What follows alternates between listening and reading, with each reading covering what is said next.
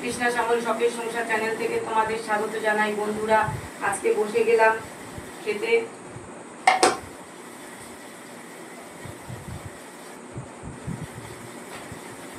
গরম গরম রুটি করেছি বন্ধুরা, একদম 3টে করে দিয়ে দিলাম। আর ঘুগনি বানিয়েছি বন্ধুরা, সেই বিকেল থেকে রান্না করছি, সেই সকাল থেকে মটরটা ভিজিয়ে রেখেছিলাম, অল্প অল্পই বানিয়েছি বন্ধুরা। তো গরম তো নষ্ট হয়ে যাবে, আর উনি কালকে একটু টিফিন নেবে তাই রেখে দিয়েছি। আর দই নিয়ে নিয়েছি বন্ধুরা, মিষ্টি দই, এটা ম্যাঙ্গো দই বন্ধুরা। এটা উনি গেছিল বাইরে, আমি বলেছি ম্যাঙ্গো দইটা একটু নিয়ে আসো, তাই উনি নিয়ে এলো বন্ধুরা। আমিও একদিন দই পাতবো, আমি নিজে দই পাততে পারি বন্ধুরা, মিষ্টি দই টক দই সবই পারি।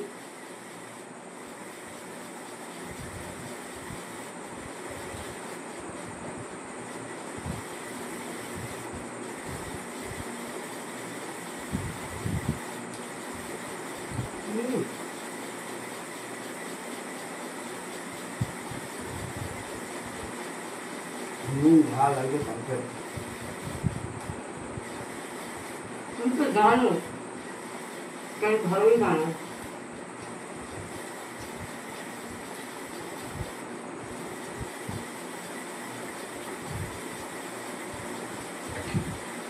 ঘুগনি করে দেখবে পাতলা জলের মতো, ভালো লাগে না। আমি ঘুগনি এরকমই বানাই।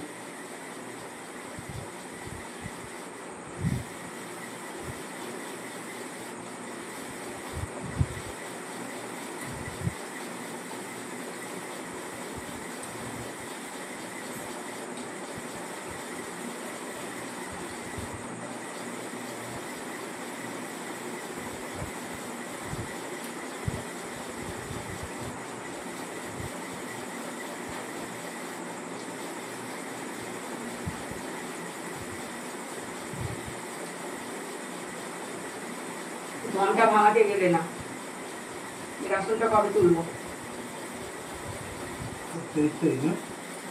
আগে কত 22 না 23 জানি না, 22। কালকে রাসন তুলতে হবে।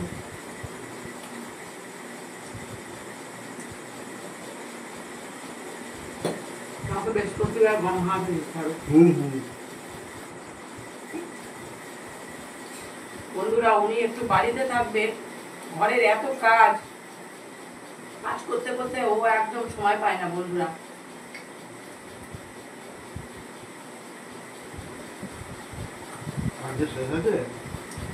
আর আমার শরীর ভালো না, আমি যে ছুটি করে কাজ করবো আমি আর পারছি না, বেশি দৌড়াদৌড়ি করতে।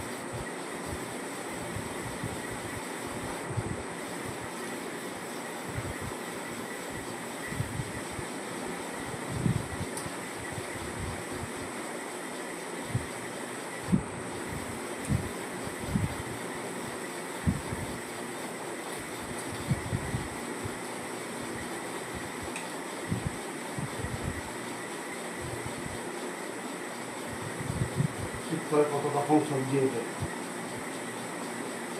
কোথায় সব সময় পাওয়া যায় এখন সবজি? পালং শাক পাওয়া যায়। এই বাড়িতে এখনো দেখতে পাইনি, এর আগে একদিন এনেছিলাম, এখন দেখতে পাচ্ছি না। ঠাকুর পুকুর গেলে পাওয়া যাবে।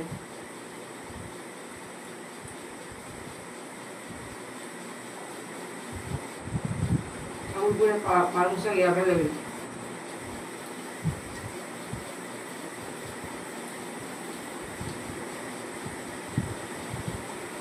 পালং শাক দিয়ে চিংড়ি দিয়ে করা যায়, অনেকে ডালনা মতো, আর অনেকে পালং শাক দিয়ে ডাল দিয়ে করে, পালং শাক দিয়ে বেগুন দিয়ে আলু দিয়ে অনেক কিছু করা যায়, শীতকালে করলে অনেক কিছু করা যায়। হুম। কেন? আমি আর নেবো না। ভালো লাগবে।